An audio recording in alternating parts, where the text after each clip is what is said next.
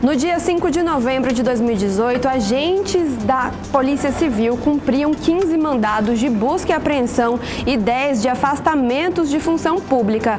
4 pessoas foram presas durante a primeira fase da Operação Pau Oco. Um ano depois, nada foi descoberto e o que era para ser uma das maiores operações já deflagradas do estado de Rondônia pode terminar de forma vergonhosa. A Draco foi criada através de decreto pelo então governador da época, Daniel Pereira. No artigo 2, parágrafo único, diz: ao núcleo da Draco compete exercer a função de polícia judiciária e investigativa na apuração das infrações penais praticadas por organizações criminosas no interior do estado, de modo a realizar a repressão aos crimes de lavagem de dinheiro, bem como aos delitos contra o meio ambiente, ordem tributária, administração pública estadual e municipal e do comércio ilegal de substâncias entorpecentes. No mesmo ano, o governador Daniel Pereira enviou para a Assembleia Legislativa projeto de lei que estabelecia a indicação de uma lista tríplice, por meio de eleição, para mandato de 2 anos para a nomeação do delegado-geral da Polícia Civil. Na sequência, a Operação Pau Oco foi deflagrada com o objetivo de apurar um esquema de extração ilegal de madeiras e que supostamente envolvia servidores comissionados da SEDAM. Primeiro, era algo que eu gostaria que não tivesse acontecido nunca. Agora, o que tem que ser ressaltado é que a polícia que está investigando é a polícia do estado de Rondônia. A diretora que recebeu a imprensa, a diretora-geral da polícia, foi eu que nomeei. E o secretário de Estado de Segurança, o adjunto que estava naquele momento, o secretário de Segurança estava em Brasília, também foram pessoas que eu nomeei. Então, se os problemas estão acontecendo dentro do meu governo, são as pessoas do meu governo que estão corrigindo os erros.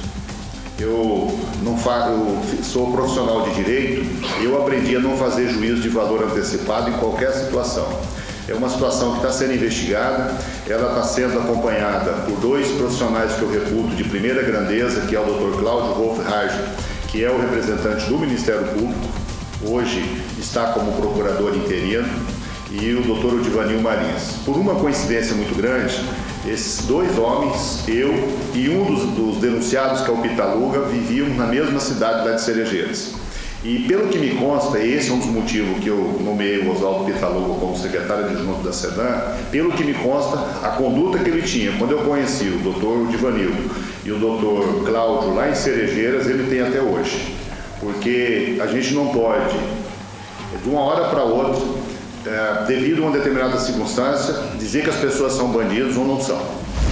No dia 12 de abril deste ano, o ex-governador de Rondônia, Daniel Pereira, foi alvo de um mandado de busca e apreensão na nova fase da Operação Pau Oco. Sem nenhuma prova, ninguém foi preso. Mas esse mês, vários áudios foram a público, onde dizem que o áudio anexado aos autos não tem nada a ver com a transcrição apresentada pelas autoridades policiais. O alerta partiu de um delegado em um grupo de WhatsApp. Apesar de a gente alegar que está o resumo correto e que nós mandamos o áudio, que não foi o único elemento de convicção, né, um cenário mais pessimista é que isso, num contexto de ORCRIM, que é uma unidade, que é o que a gente tanto afirmou e reafirmou e tentou convencer todo mundo que o ORCRIM é uma unidade, portanto, o que é para um aproveita a todos, isso também vai valer o contrário. Se é só para o Flávio, aproveita a todos, porque o Flávio é o integrante do governo, é onde prova o fato da ORCRIM ser endógeno, é o Flávio. Então, qual que é o problema aí? Se os advogados, os demais investigados, utilizam essa falha, certo? Que o advogado Flávio é o idiota do Rodrigo Nestor. Mas vamos imaginar que os demais advogados, como o Bruno Valverde, como o Alan Monte, como os outros aí, utilizem essa falha para pedir a nulidade de todas as prorrogações em todos os momentos a partir dentro dos autos em que surge esse áudio. Porque, em tese, nós estamos induzindo o magistrado a erro sobre a existência de um ORCRIM. E isso muda tudo. A cúpula da Polícia Civil de Rondônia decidiu reagir às divulgações dos áudios que fazem revelações envolvendo a Operação Pau Oco, atacando ainda autoridades estaduais, como o presidente do Tribunal de Justiça, Walter Waltenberg, e do presidente da Assembleia Legislativa, Laerte Gomes. e determinou o afastamento dos delegados da Draco do interior. A Polícia Civil mandou abrir profunda investigação sobre o assunto. Foi protocolado ainda no Ministério Público o requerimento para abertura de uma investigação criminal para que membros da Operação Pau Oco sejam investigados. Entre os crimes que serão investigados estão formação de quadrilha, falsidade ideológica, fraude processual e abuso de autoridade. Ou seja, há 1 ano do início da operação, os nervos continuam à flor da pele. O que tem que se fazer?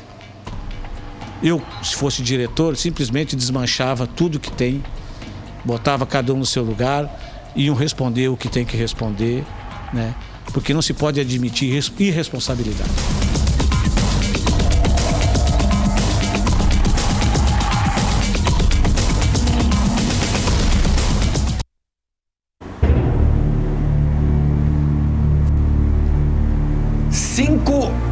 Novembro de 2018.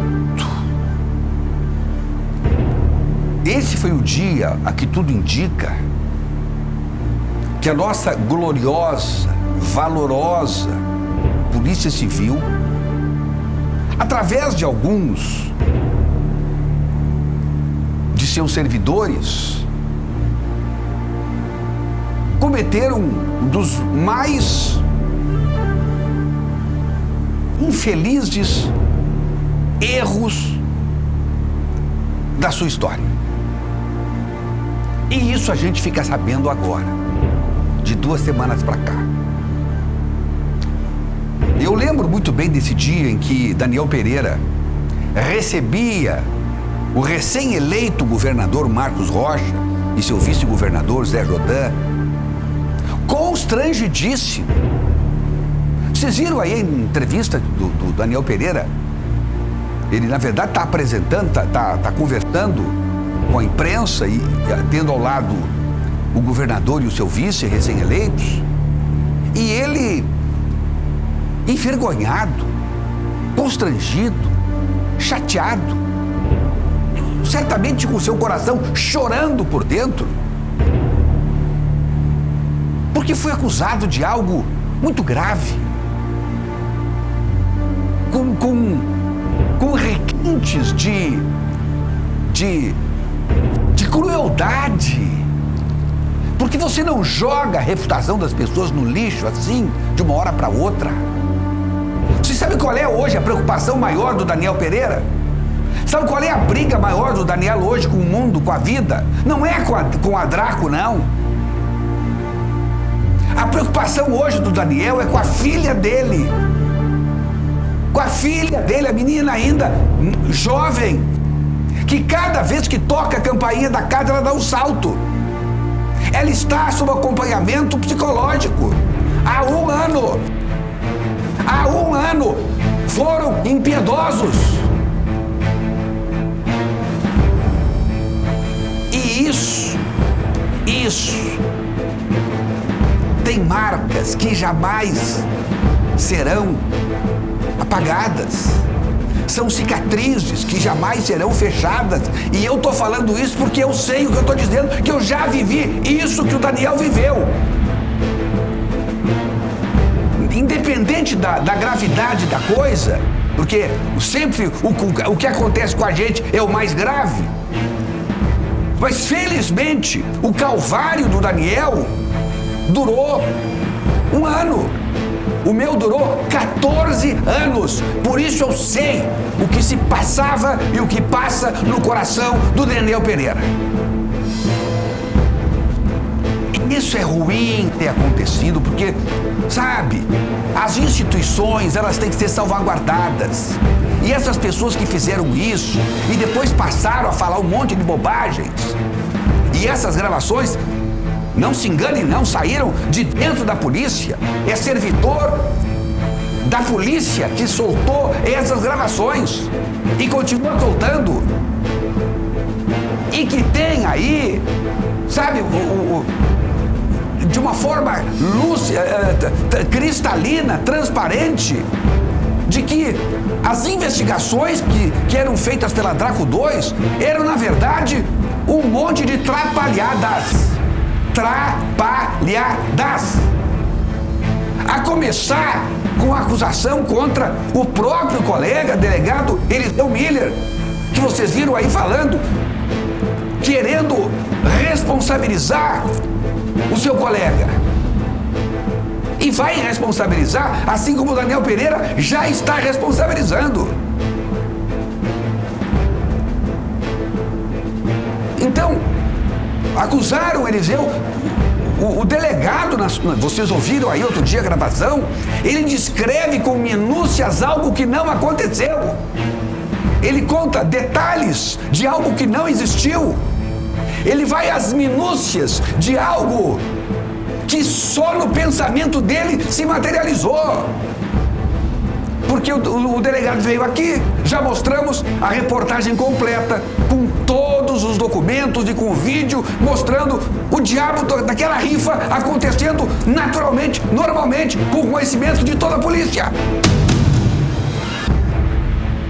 E amanhã, se Deus quiser, hoje não deu para trazer, mas amanhã nós vamos trazer aqui a entrevista de um advogado que foi um dos ganhadores dos prêmios da rifa, o que vai jogar por terra aí definitivamente. Vai ser um nocaute na tese mirabolante criada só na cabeça do delegado. Eu nem falo o nome dele porque eu não quero tripudiar, mas todo mundo sabe. JC. Isso me dói falar isso, não queria estar aqui colocando isso. Mas nós temos que colocar coisas no seu devido lugar. Definitivamente. Acusação feita contra chefes de poderes, pois assim como eu defendo a instituição da Polícia Civil, que é inatacável, tem guerra, quem comete excessos, quem comete abuso de autoridade é o agente público e não a instituição, que tem que estar acima de qualquer coisa. Aí ataca o judiciário, ataca o Ministério Público, atacou a prefeita agora, prefeita de Cacoal. Eu não vou nem repetir aqui o que ele disse da prefeita por causa do horário, porque tem criança me assistindo. A prefeita foi fazer uma visita à delegacia. Quando ela foi embora, o cara chamou ela de mulher de bordel. Quer dizer, como é que um agente público, quer dizer, essa cidadã de Cacoal, essa cidadã cacoalense, vai na delegacia para pedir socorro, vai lá na Draco para ser servida pelos agentes públicos, e os caras saem falando mal da pobre mulher gratuitamente, vomitando palavras de baixíssimo calão, uma mulher decente, uma mulher honrada.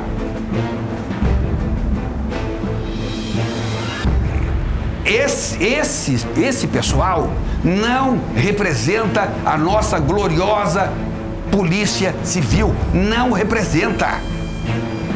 E que você, meu amigo, quando você me pergunta na rua, e agora a quem recorrer, vá a uma delegacia, você vai ter o melhor atendimento, mais sério atendimento, mais competente atendimento que você poderia ter.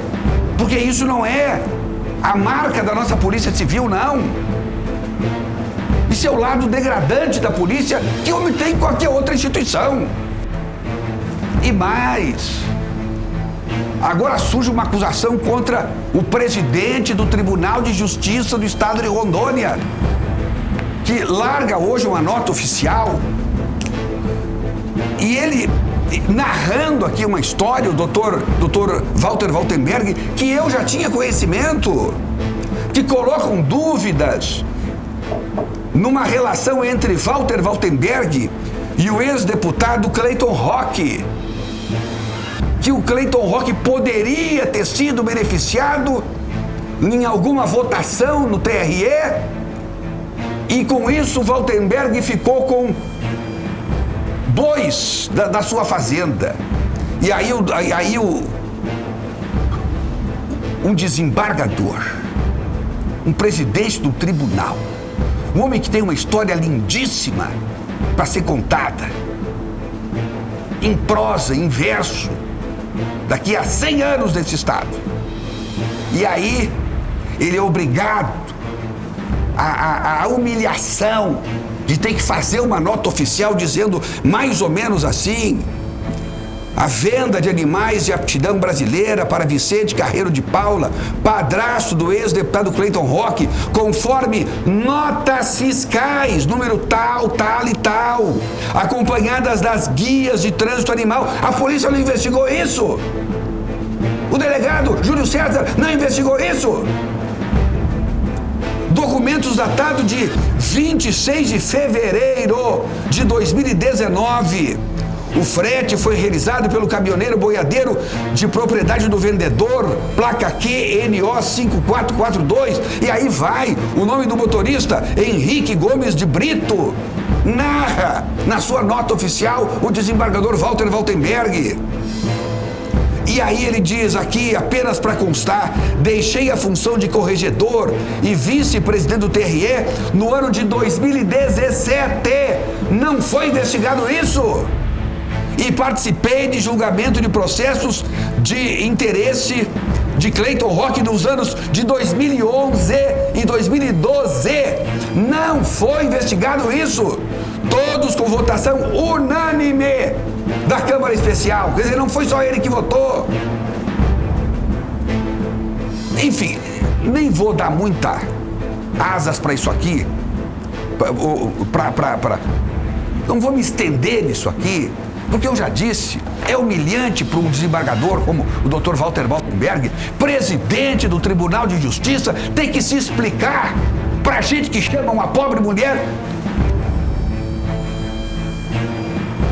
de funcionária de bordel. Isso aí não é coisa séria.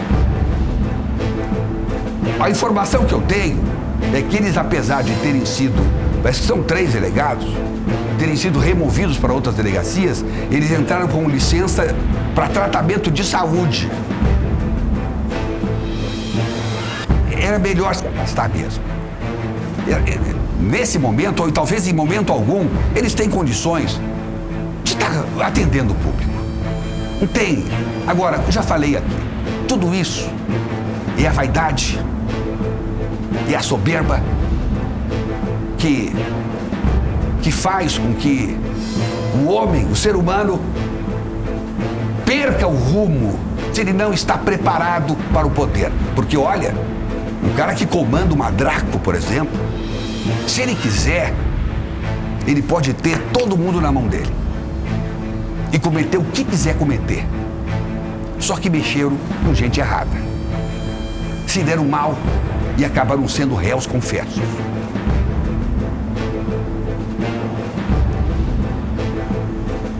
Tem outros áudios aí, inclusive, em que fala na possibilidade de um deles, me parece o próprio JC, ser candidato a prefeito de Ouro Preto na próxima eleição. Aí no áudio. Eu já disse aqui o seguinte, até conversei com algumas pessoas ontem. Nós, a partir de agora, nós não vamos mais trazer nada de áudios em que atinja pessoas, atinja instituições e que não esteja aprovado. Nós não vamos alimentar isso. Se surgir um áudio novo em que ele esteja fundamentado, perfeito. Ou se eles estiverem dando tiro no pé, azar é o deles, perfeito. Agora, nós não iremos aqui mais envolver pessoas de bem, pessoas inocentes, em gravações criminosas que foram feitas por agentes públicos. Por agentes públicos que deveriam dar o supremo exemplo de como se deve agir um cidadão. O que as pessoas dizem assim, ó, mas se entram na casa de um governador, imagina o que não fazem na minha. Isso aí cria um constrangimento para a Polícia Federal também, porque as pessoas já pensam, porque saiu um monte de operação por aí desastrada também. Ministério Público da mesma forma. Muita operação maravilhosa, correta, perfeita, mas algumas nem processo virou. Então é preciso ter muito cuidado, muita responsabilidade quando vai se mexer na reputação das pessoas. Eu acredito nas instituições. Acima de tudo, nas instituições. Os homens, as mulheres, é que erram, geralmente, sob o pecado da vaidade e da soberba.